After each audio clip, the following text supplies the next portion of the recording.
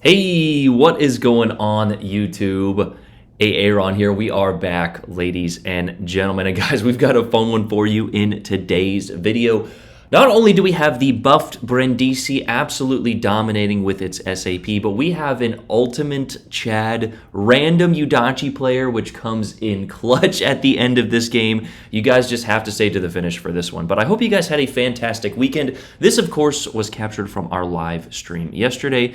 And I know that I mentioned I was going to live stream our Ocean Cup game. And if you guys are unaware, the Ocean Cup is the community-created official competitive tournament for Legends.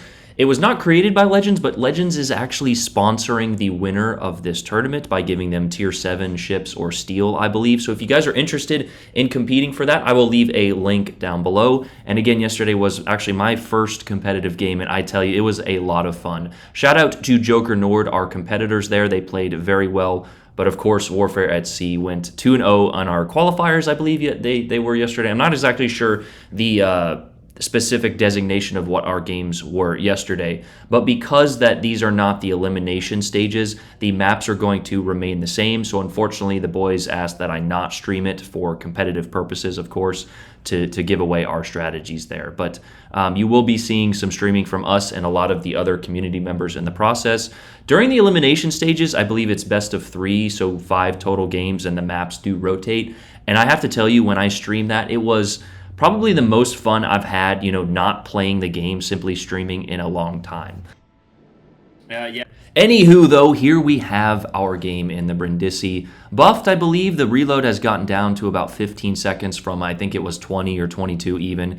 And yeah, these Italian cruisers in the right positions, in the right hands, are an absolute menace to the enemy team. Your SAP on lightly armored targets absolutely obliterates them. So destroyers, the bows of battleships, light cruisers even, and just different parts of the ship. However, when you do saturate it, it does become a problem. You couple that with some good AP, long-range torpedoes, decently maneuverable platforms there with good concealment, and your rolling smokescreen, which was also buffed, and you have a very formidable target that you have to pay attention to when the captain at the helm knows what they're doing.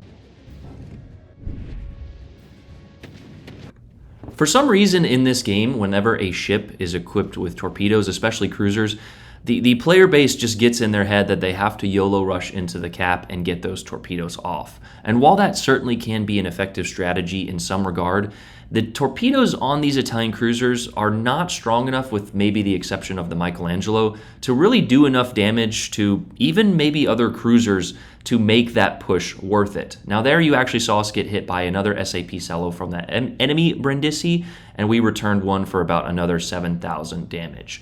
And this is not really a position you want to find yourself in too often. Maybe, not the correct use of my smokescreen here, but I wanted to get out here on the flank. And here you can actually see with a slight adjustment of our aim, and Arthas popped. We were running AL Zara for this particular game with Mimbelli and Arthas, which gives us that extra damage when our fighter is active.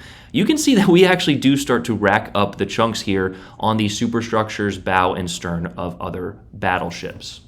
Especially with the third perk selected, and a shout out to Mr. Jai from my Discord for getting me this photo. Damage from cruiser main battery guns while firing them within 5 seconds of that initial reload. So 5 seconds after your reload, you do get a damage burst if you fire them within that 5 seconds. Sometimes though, you want to keep your position in your concealment, but you couple that with Arthas, and yeah, you have some crazy initial alpha from these guns, especially on those lightly armored targets.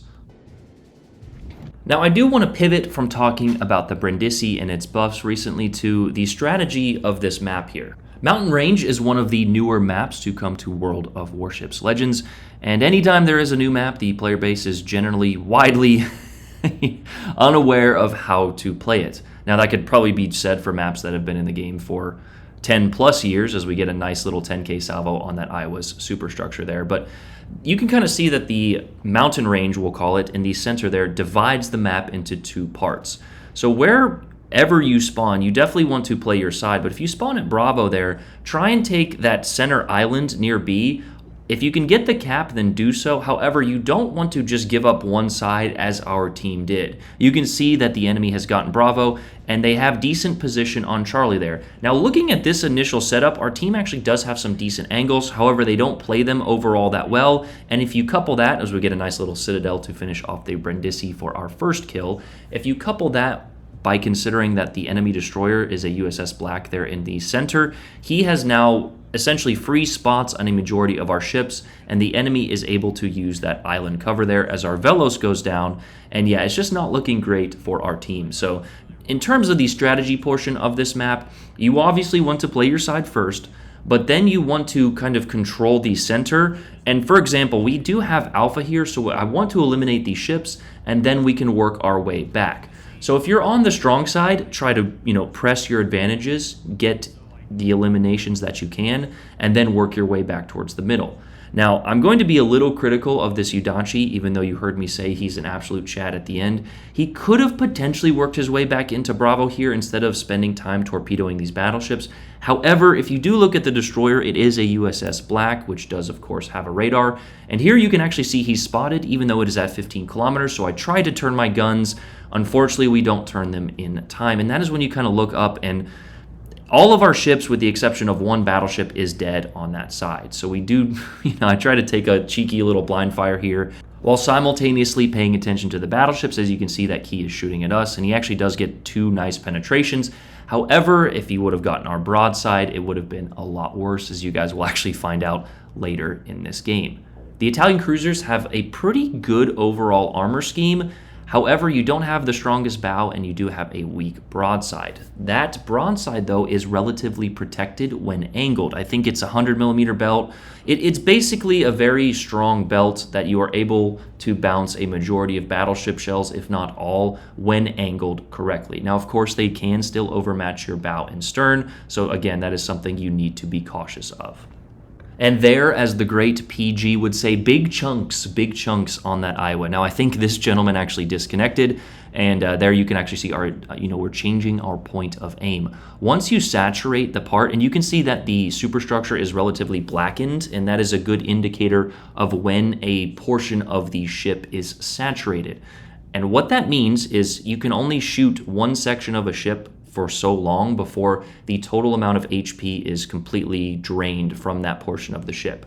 For example, the bow of certain ships have, 10%, or I'm not exactly sure of the relative ratios, but after you, saturate that part of the ship, you would want to aim at a different region of it.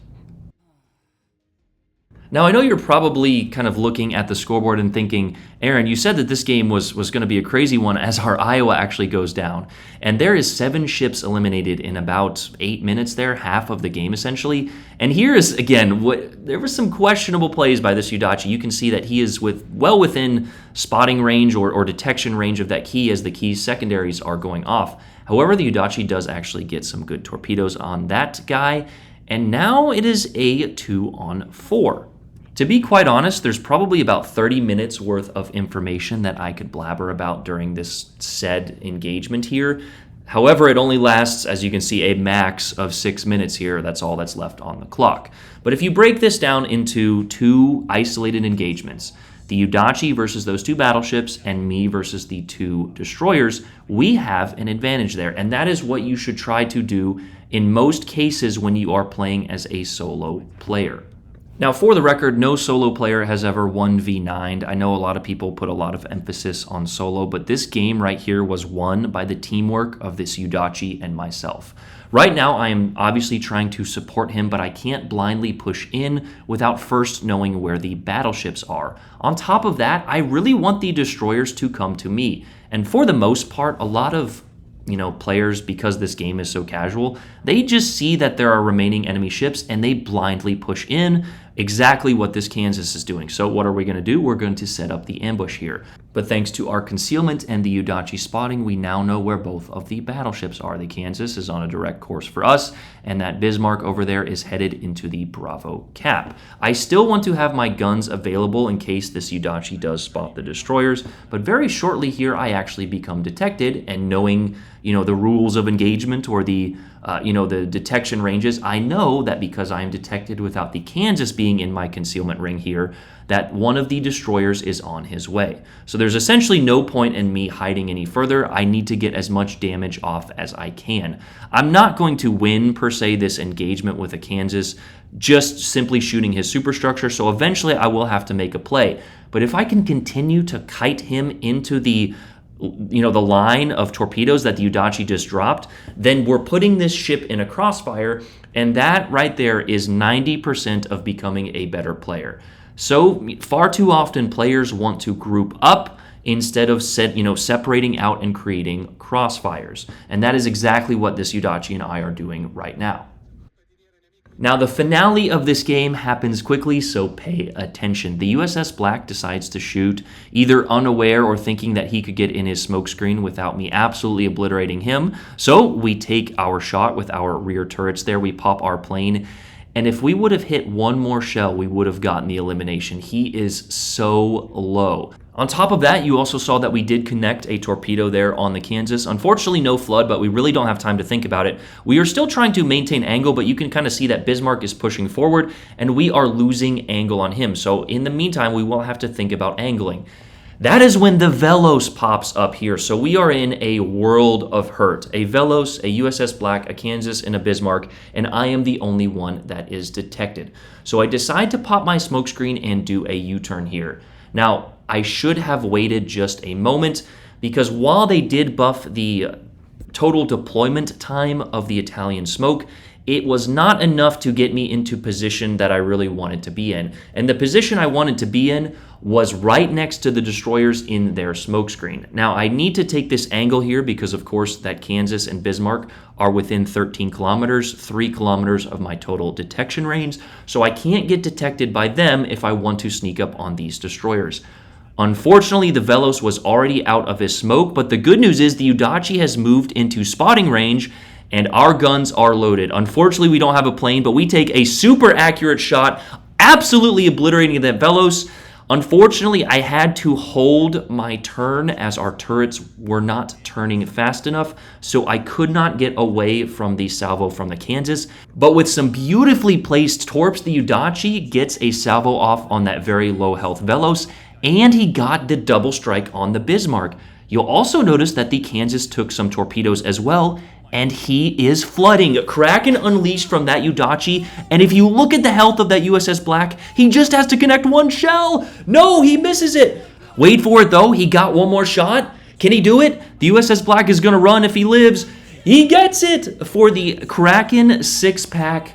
Last second finish. You can see I am just jubilated there on stream, but it was all thanks to our efforts. Now, of course, I didn't get credit for a lot of those kills, but if you look at the overall XP, Confederate, high caliber, 2691 in first place there. We basically left all of those ships, with the exception of maybe the Kansas, on such low health that the Udachi had easy work here. And of course, I just had to send this guy a message because that was a great finish. A 2-on-4, down 300 points, and we get the win. And that is what it's all about, ladies and gentlemen. Now, of course, the enemy basically sold themselves into us, but I would dare say a good 70% of games are basically you just trying to put your ship in the right position and praying for some team help. Now, of course, rarely do you ever get a teammate who's going to kind of finish up like that, and a huge shout out to that Udachi. Like I said earlier, I don't think his initial positioning was the best, but it got the job done. He put his ship in the right spot at the end, and we got the win. I also love how I did get like a simple thanks back, like we didn't just clutch a nice little 2v4 there, but a good little clutch finish for our Monday video here. I hope you guys enjoyed that. Let me know what you think of the buffed Brindisi and the Italian cruisers. I hope you guys have a great Monday. Go out and attack the week, man. I will see you guys maybe tonight on stream. Love you guys. I'm out. Peace.